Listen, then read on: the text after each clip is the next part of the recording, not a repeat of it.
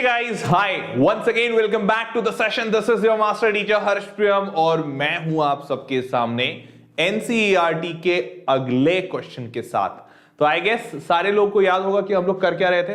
We were doing exercise 5.1, उसका question number 4 discuss कर रहे थे और क्वेश्चन नंबर 4 में अभी तक हम लोग क्वेश्चन नंबर 1 से लेके 9 तक सारे क्वेश्चन कर चुके हैं। ठीक है, तो चलो अब शुरू करते हैं आज का सवाल। और आज का सवाल क्वेश्चन नंबर 4 को ही करेंगे जिसमें 10 से लेके 14 तक सारे क्वेश्चंस करने वाले हैं। ठीक है, तो चलो let's start. Here we go. ये है सवाल। तो पहला सवाल देखो, पहला सवाल क्या, सारे लोग क्वेश्चन तो अभी तक सारे लोग क्वेश्चन तो जानते ही होंगे क्योंकि यही क्वेश्चन हम लोग बहुत पहले से कर रहे हैं। क्वेश्चन ये कह रहा है कि बताइए इसमें से कौन कौन एपी है और जो एपी हैं उनका कॉमन डिफरेंस क्या है। तो ऐसा करते हैं कि सबसे पहले हम लोग कॉमन डिफरेंस ही सारे का फाइंड करते हैं। कॉमन डिफरेंस बेसिकली मतलब दो डिफरेंस हम लोग फाइंड करेंगे। दो डिफरेंस इन द सेंस कि second term minus first term और third term minus second term. तो ये जब डिफरेंस फाइंड करेंगे ना, तो क्या ये डिफरेंस कॉमन है नहीं है, मतलब दोनों का डिफरेंस इक्वल आ रहा है नहीं आ रहा है, वहीं से एपी समझ आ जाएगा। ठीक है, तो चलो करते हैं। क्वेश्चन नंबर 10 का देखो, पेन का कलर चेंज करते हैं। क्वेश्चन नंबर 10 का अब देखो, अगर मैं T2 माइनस T1 करूं, मतलब डिफरेंस फर्स्ट लिखता हूं। डिफरेंस फर्स्ट मतलब second term minus first term, तो ये होगा 2a minus a। 2a minus a की वैल्यू देखो a होती है, सही है। और अगर मैं D2 लिखूं सेकंड डिफरेंस, तो 3a minus 2a, 3a minus 2a, तो मेरे को दिख रहा है साफ साफ ये भी a। दोनों का डिफरेंस सेम है, मतलब हाँ ये AP है और इसका कॉमन डिफरेंस यही होगा, AP है और कॉमन डिफरेंस इसका a ही होगा। ठीक है, यही सेम तरीका आप बाकी सारे में भी लगा दो। जैसे 11th वाले में देखो, ये तो 10th वाला था। अब अगर मैं 11th वाले की बात करूं तो 11th वाले में देखो a स्क्वायर, फर्स्ट डिफरेंस क्या होगा, वो होगा a स्क्वायर माइनस a।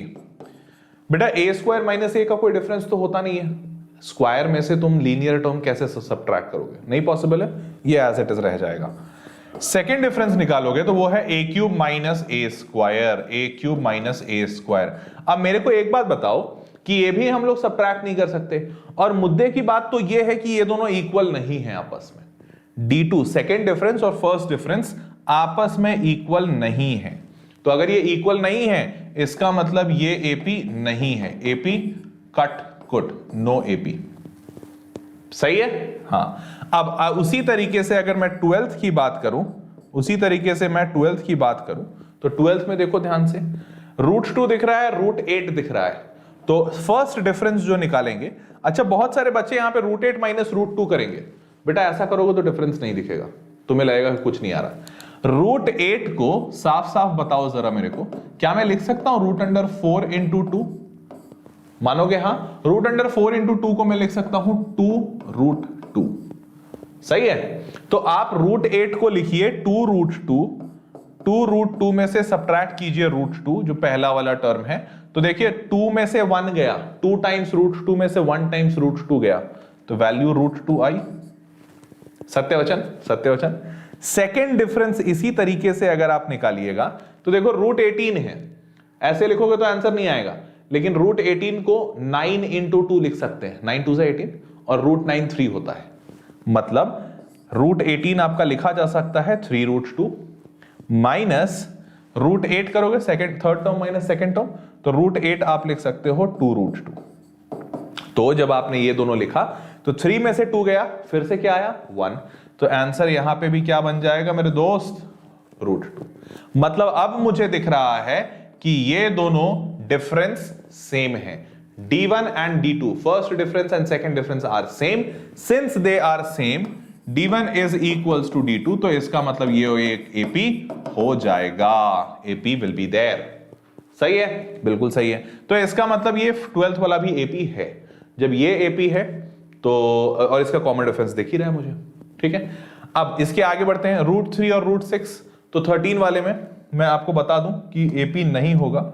चलो दिखाई देते हैं कैसे AP नहीं होगा। अगर ये 13th वाला करते हो, 13th वाला अगर करते हो तो ध्यान से देखो, फर्स्ट डिफरेंस जब तुम निकालोगे, फर्स्ट डिफरेंस तो ये दिख रहा है √6 माइनस √3।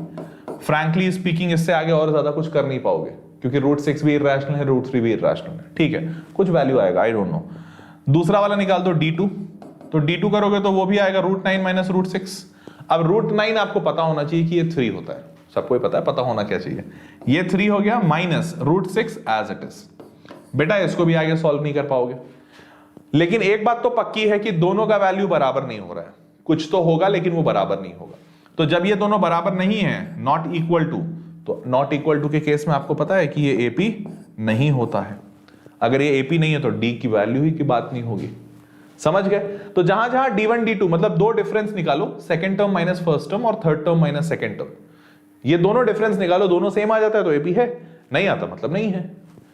वैसे ही अब आखिरी वाले को कर लो 14th, तो 14th को करोगे 1 स्क्वायर दिख रहा है, 1 स्क्वायर और 3 स्क्वायर, तो D1 first difference 3 square, market में आजकल इसकी वैल्यू 9 चल रही है, 3 स्क्वायर माइनस 1 स्क्वायर, तो 3 स्क्वायर माइनस 1 स्क्वायर दिख रहा है 8।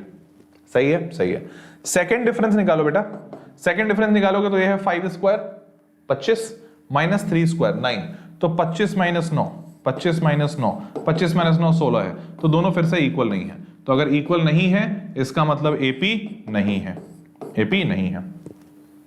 समझ गए? तो देखो आंसर क्या आया हमारा, पहला वाला AP है, दूसरा वाला AP नहीं है, तीसरा वाला AP है, चौथा वाला AP नहीं है और पांचवा वाला भी AP नहीं है। तो 10 से लेके 14th में हमारे पास सिर्फ 10th और 12th यही दो AP बने हैं, बाकी कोई नहीं बना है। और 10th वाले का कॉमन डिफरेंस आया है A और 12th वाले का कॉमन डिफरेंस जो आया है वो √2 आया था, अगर याद हो तो। ठीक है, चलो चेक करते हैं आंसर सही है या नहीं। 10th वाला AP है, कहां लिखा हुआ है R in AP और R in AP, तो इसका मतलब कॉमन डिफरेंस भी दिख रहा है। ठीक है, इसके आगे के टर्म्स 3 मोर टर्म्स, अच्छा ये मैंने ध्यान नहीं दिया, फाइंड 3 मोर टर्म्स, यार ये तो कर लेना प्लीज, आई गेस ये तुम कर लोगे। 3 मोर टर्म मतलब 4A के बाद एक टर्म तो 5A, उसके बाद 6A, उसके बाद 7A, तो वो कर लेना, वो यहाँ पे दिखा दिया हूँ, सॉरी मैं भूल गया था। उसी तरीके से इसके बाद तो ये तो है ही नहीं, तो इसका तो कोई करने का मतलब ही नहीं बनता है, तो it is not an, therefore the given numbers are forming an AP। क्या बात कर रहे हो? नहीं, is not same every time, therefore the given numbers are not forming an AP होगा बेटा, सॉरी ये यहाँ पे गलत लिखा हुआ है, टाइप गलत किया हुआ है। देखो ध्यान से, जब तुम कर रहे हो ये A2 माइनस A1, तो ये A माइनस 1 है, और A3 माइनस A2 करोगे तो A square times A minus 1 है, ये गलत है। तो ये this is not same every time, that is not forming an AP होगा, बाय मिस्टेक गलत लिखा हुआ है। मूविंग ऑन, ये जो 12th वाला है ये तो AP बना था √2 के डिफरेंस के साथ, तो देखो हर बार √2 आ रहा है, तो दे आर एन AP। और इसके बाद वाला टर्म निकालना है, तो देखो ध्यान से, √5, ये जो 5th टर्म है √32, ये 4√2 है, तो इसके बाद वाला 5√2, फिर 6√2, फिर 7√2, 6√2 7√2। ठीक है, आगे बढ़ते हैं। अगला 13th के बारे में बात करें तो ये तो AP है ही नहीं, not same every time, there given numbers are not forming an AP, लगता है हर जगह का नॉट खा गए हैं लोग, खैर नॉट फॉर्मिंग एन AP होगा, और इसके बाद भी not forming an AP because not same every time. ठीक है, तो ये सारे के सारे AP नहीं होंगे। फाइन, तो बस यही था। जिन जिन बच्चों को मजा आया, hit the like button and share this video with your friends also. और जो जो बच्चे मेरे साथ पढ़ाई करना चाहते हैं क्रैश कोर्स में और रिवीजन कोर्सेज में, वो सारे बच्चे मेरे साथ जुड़ सकते हैं, क्योंकि वेदांतों के अभी सारे क्रैश कोर्स और रिवीजन कोर्सेज लाइव हो चुके हैं। आपको करना क्या है, कुछ नहीं, सिंपल सा एक काम, एक लिंक दिया होगा नीचे डिस्क्रिप्शन बॉक्स में और कमेंट में भी, उस लिंक पे क्लिक कीजिए। वो लिंक होगा vdnt.in/ytpro, ऐसा कुछ लिंक दिख रहा होगा, उस पर क्लिक कीजिए। जैसे ही आप क्लिक करोगे आप एक पेज पे जाओगे जहां पे सारे डिटेल्स दिए रहेंगे। उस डिटेल में अपने कोर्स को चूज कर लो, कितना टाइम के लिए वो कोर्स लेना चाहते हो, 1 महीने का क्रैश कोर्स, 3 महीने का क्रैश कोर्स या रिवीजन कोर्स, जो भी।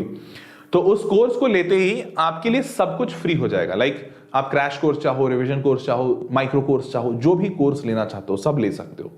और सिर्फ मैथ्स नहीं, बल्कि maths, physics, chemistry, biology, social, सारी चीजें मिल जाएंगी। ठीक है, तो आपके पास 1 महीने का जो फीस होगा उसमें वो 2700 होगा, और 3 महीने का 2300 रुपए पर मंथ, मतलब 7000 रुपए के आसपास। लेकिन आप इस कूपन कोड का इस्तेमाल कर लोगे HP Pro, तो ये 2700 रुपए घट के 2200, 2100, 2150 हो जाएगा, और 7000 का जो प्राइस है वो घट के 5600 हो जाएगा। तो HP Pro, इस बस कूपन कोड को याद रखना, ये तुम जहां पे भी लगाओ, जो भी कोर्स ले रहे हो जहां पे भी लगाओगे वहां 20% का डिस्काउंट मिल जाएगा। तो बस आंख बंद करो और लगा दो, समझ गए? तो ये है कूपन कोड और ये है प्राइसेस। ये प्राइस को जब कैलकुलेट करोगे तो पर क्लास का प्राइस बहुत ही कम आता है, लाइक 11 रुपए 9 रुपए के आसपास, जिसमें लेस भी खा सकते हो हैं।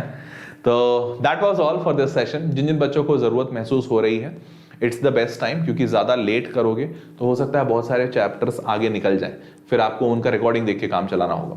तो इससे बेहतर है कि लाइव सेशंस में ज्वाइन कर लें, इजंट इट। हालांकि मैं बता दूं, ये सारे सेशंस जो मैं बता रहा हूं ये सारे लाइव सेशंस हैं, और इसमें सिर्फ पढ़ाते नहीं है, पढ़ाने के साथ साथ आपके डाउट्स भी क्लियर होंगे।